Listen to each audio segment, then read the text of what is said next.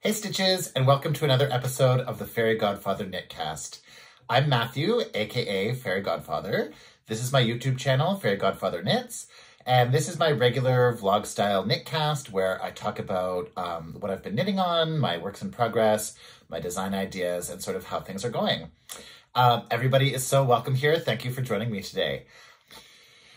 It's been a little over 2 weeks since my last episode, and for some reason I feel like I don't have as much to show you as usual. And it's true, like I really haven't been knitting as much as I normally do. And that's because, a little bit because I've been on the road and I've been traveling a bunch and I've been like socializing more with the people that I'm visiting. And so I'm just not spending all my time knitting the way that I usually do. I do have a few things to show you and a little bit of video to cut in. First, I'm just going to mention about what I'm wearing. This is the Earth and Air sweater by James N. Watts that I did last year. It's in a Drops Kids Silk Mohair is the white, and I have to put the name. This other one is silk and other things, but predominantly silk. I will say, having been here in the Pacific Northwest is really changing my view of knits in some ways. Like, this is a sweater that in Toronto I have trouble wearing because it's either still too cold and it's just too sort of light and airy for the cold weather, or once it's hot, it's like too hot and this would get like sticky and just not be sort of appropriate. But here where I am, so I'm on Vancouver Island, I'm north of Victoria, I am north of Nanaimo in a little town called Bowser, and it's right by the ocean. And so even though it is sunny and bright, it also gets quite cool. It's the kind of thing where you're really hot in the sun, but as soon as you step into shadow or there's a bit of a breeze, you're cool again. And this kind of garment is perfect for that weather. It's really just been incredible to actually like wear it and yeah, just like be able to wear it over a tank top is how I have it now. And yeah, it's just, I've been really enjoying actually wearing a knit that I wasn't getting to wear very much where I usually live. So to me, that's part of the joy of travel. And like I say, it really has, I understand like wool t-shirts now. I understand, yeah, some of these like sweater knits or shoulder season knits that are maybe hard to understand in your own climate, depending where you live, actually do make a lot of sense in other places. So I just find that interesting. And like I say, it's something that, yeah, it's just like a great aspect of traveling is like seeing these different weather patterns and spending some time in these different climates and yeah, getting to see how your knits fare in them as well. So I will say some of what I've been working on is chickens, emotional supports chickens, which I'm not going to show you. I've just decided emotional support chickens need to be their own videos. And I'm just like a little too obsessed with them and a little too manic once I start talking about them. So I'm going to leave that for a separate video that will come later this month that will be solely chicken focused. I'm going to just sort of like update as needed with chickens, but there is a need. So that will be coming soon. I'm waiting for some more stuffing and I'm waiting for some more eyes. And I have a couple chickens in progress, so that'll be something a little later in the month. So one thing I was able to do before I came out here was I was doing a lot of work on the Glittering Snowscapes shawl. I find this so difficult to pronounce for some reason. The Glittering Snowscape shawl by Stephen West. It's a West Knits pattern. I was doing a lot of work on it. So I had a week went between Montreal and when I came out here west to visit my brother to British Columbia. So I had a week at home visiting my parents and then watching their place while they were away for a little bit. And during that time, I thought it would be a great opportunity to work on this shawl. And I was even rushing to try to get it done because my dad is very soon going to be traveling to see his mother, my grandmother, Ida. She's 96 years old. And she lives in a small town in Alberta that we don't get to visit very often. So my dad's going out there with his brother. and I thought it would be a great idea to send the shawl with him. Ida doesn't have anything that I've knit for her. I don't even know if she knows that I'm knitting much, because it is a relatively recent hobby in my life, certainly since the last time I saw her because of the pandemic and everything. So yeah, I thought it would be great to send with this shawl, but I didn't finish it in time, largely for this reason. I'm going to play the clip. Ooh. This is my glittering Snowscape shawl, if you remember, where I was just using scraps and things from my stash. So I went from this white to this, which has sort of like pink and turquoise, to this pink, to this variegated one, went into color 5, transitioned into this Bering Sea, and now I've been adding this Cabernet, and I hate it. So yeah, I was trying to go so fast with the pattern. I only had like a couple rows left before you start this. I shouldn't do it on there. Before you start the last section. But I'm just not liking the color. And it's really weird because, you know, I like it against those. I like it against the pink. I like it against the thing. And even in the Bering Sea, but there's just something. It just doesn't go. It really is hitting my eye. I think it needs to be purplier. So I don't know what I'm going to do. I might frog it. So yeah, I know frogging it might seem like, I don't know, an extreme reaction or something. A lot of times people are saying, oh no, like don't frog your beautiful work. Like it looks so nice and you put so much time into it and whatever. And those things are true. Like I did put that time into it and it is beautiful in its own way. But yeah, I'm really not liking that final color. So, I mean, I could just rip out that Cabernet color and like pick up. Oh my God. Sorry, there was an actual Amber Alert that came in there, so it messed up my recording, which is absolutely okay. And it was just a test of the national emergency system. There is no actual emergency, so you don't have to worry. Everybody's okay. And back to our regularly scheduled program.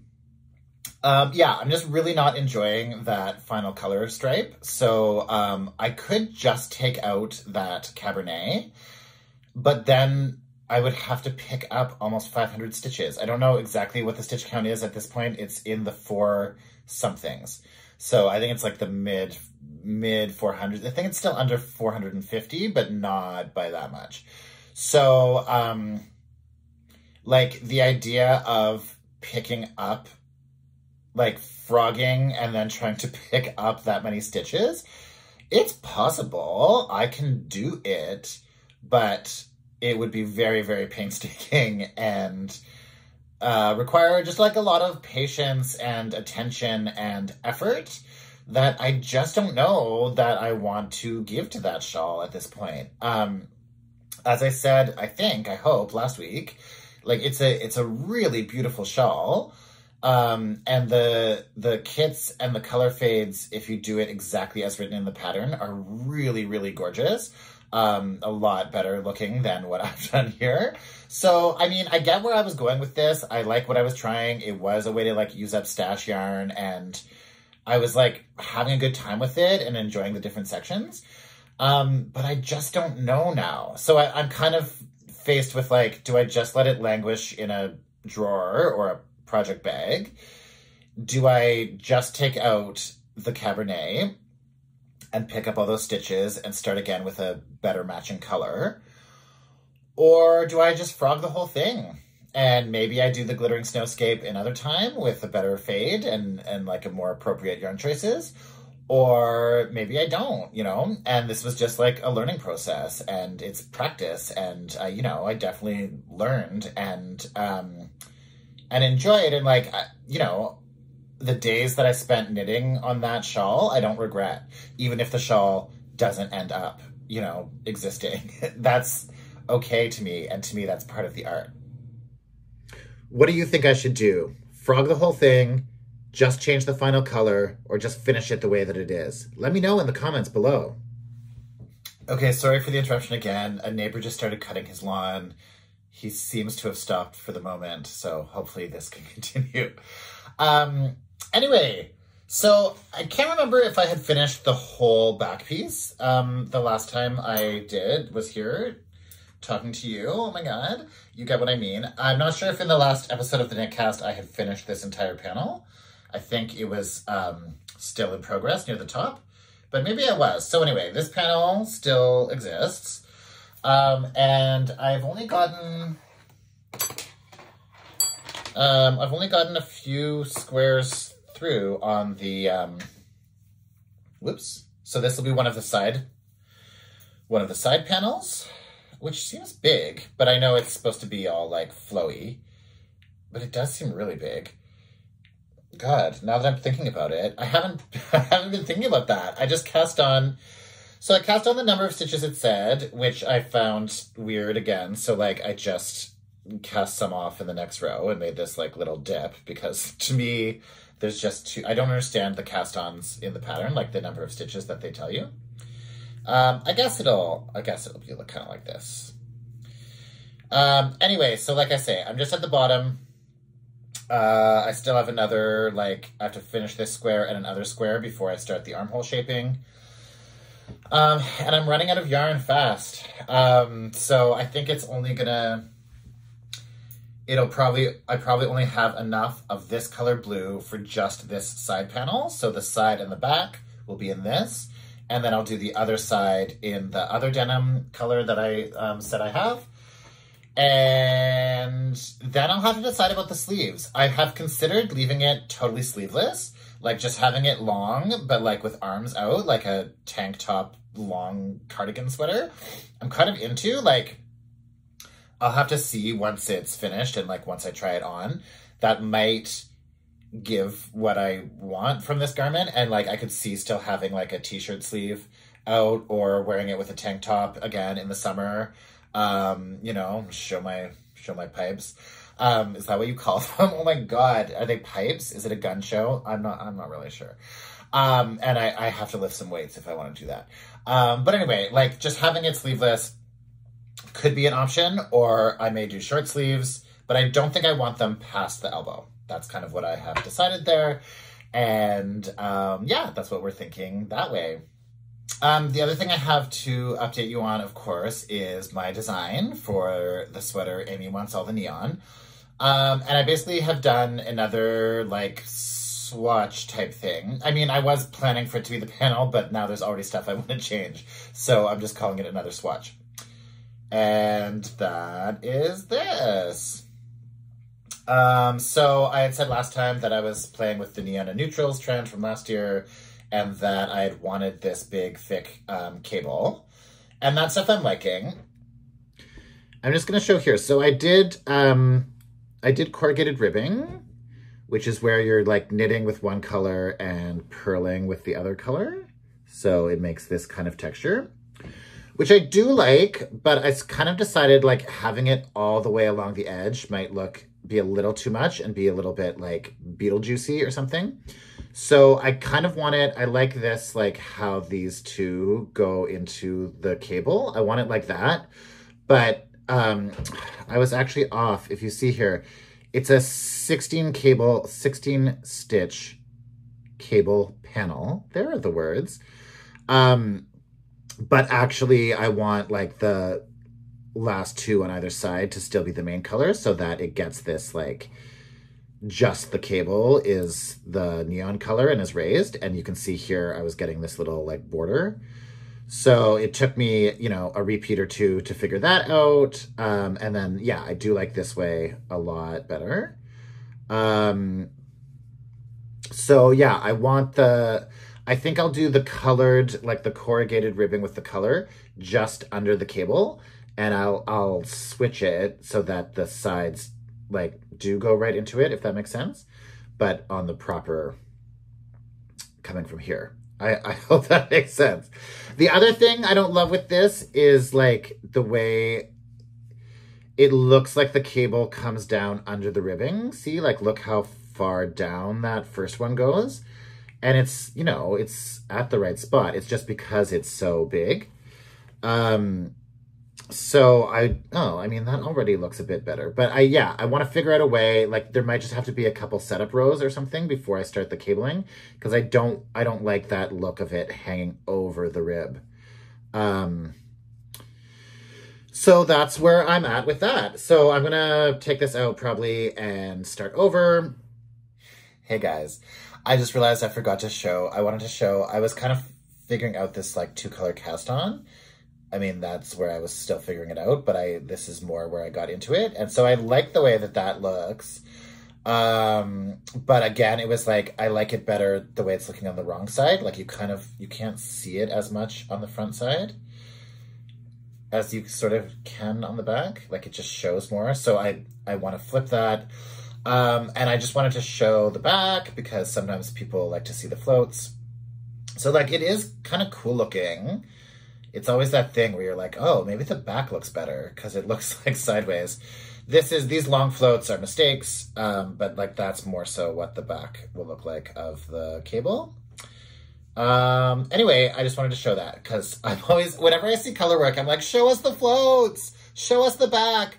Because sometimes it just looks cool and it's interesting to see. Like that would be fun, but maybe too weird. That's better. What do you think? Let me know in the comments below. I'm finding the process of like, yes, there's planning and yes, there's like ideation and note-taking that can happen, you know, but then you just kind of have to do it. And I keep finding that I just have to like do it, but then there's changes that you want. So then you have to go back and start again. And then also like writing down and keeping track of what I'm doing so that I can put it in a pattern and tell other people to do it is also like just hard. I keep finding myself knitting and then being like, Matthew, you have to write down what you did. And then I'm like, okay, after this row, I'll stop and I'll write down what I did. And then I do like 2 more rows. Then I'm like, oh wait, what did I do now? I don't remember, you know? So I'm trying to learn to be more conscientious about actually writing down what I'm doing as I do it, both so that I can repeat it on the other half and then subsequent iterations of the sweater, and then also like for the pattern writing. So anyway, that's where I am with this. I wish the progress were faster. It does feel slow, but then also like frustratingly slow sometimes. And like, obviously the solution to it being slow is to work on it more often, but then like you don't feel as good because you're not getting that gratification of finishing something. So it's just hard that way. But anyway, this is the update on, Amy wants all the neon. Hopefully I will have more to show next time. Another thing I just wanted to quickly mention, I don't normally do acquisitions, but I had the chance to go to a thrift store around here recently, and I'll just show this one photo of what I got. So I was able to find these 2 bags of batting, which I'm going to be using for chickens, as well as all this yarn. I think this whole haul, everything together, was like $17. And that includes, if you have traveled with your knitting, you know that packing for knitting is a big part of the process. How much yarn you can reasonably fit into your suitcase, whether you can bring needles and where you're going to pack them and so on. So I decided not to bring my double-pointed needles because I didn't think I would need them on this trip. And I really just wanted to focus on my design, on Amy's sweater, and the one cardigan for me. And then, of course, I'm just constantly doing chickens on the side. I'm so obsessed with the chickens, you guys. But I do want to do, I saw Imagine Landscape put out these tiny mushrooms. And I really want to do the tiny mushrooms. And there's a lot of mushrooms here in my brother and brother-in-law's house. Here's a little, like, mushroom crystal that my brother has. This is his office. So, and like they have mushroom mugs and mushroom glassware and some mushroom like wall hangings and stuff. So I want to like contribute to the mushrooms. So I want to make these tiny mushrooms. And I don't know whether I'm going to just like put them somewhere in the house and see if they find them, or if I'm going to like present it to them as a gift. But anyway, there's some more things I need. You need little washers at the bottom. You don't need, but like it's suggested to help them stand on their own. You need pipe cleaners. anyway, so like I'm not there yet, but I want to see this little toque down here. I want to see if I can rip that out and use the thread to knit the mushrooms. And that's what the DPNs are also for, because it requires DPNs. Or I mean, I also just don't have needles that size that are interchangeable anyway. Like the smallest interchangeable needles I have are 3.5 millimeter, and I think the mushrooms are done on 2 or 2.5. And I also want to do this a lot, but I don't have the yarn for it yet. I want to do it in a fun, bright color. So I might try to do that while I'm here. But again, like that's like money for the yarn and using the stuffing, like, which should be for the chickens. So that might have to be a little further down in the future, but I did buy the pattern, and I'm excited to try a few things with that. Let me just think if that is everything I wanted to say. Okay, well, I think that's everything for this particular episode of the Knitcast. Thank you so much for joining me. If you've stayed this long, please, if you haven't already, please consider subscribing. Please consider liking the video. Share it with your friends. Share it on social media if you want. I'm really trying to grow the channel and find my audience. So if this video appealed to you and you know someone else that you think would enjoy it, please let them know. Thank you all so much. I will be back soon with just some other fun content. I'll have another Let's Knit Together coming on the 15th. And another episode of the Knitcast in a couple weeks. Thank you so much for watching, and until I see you again, happy knitting. Bye!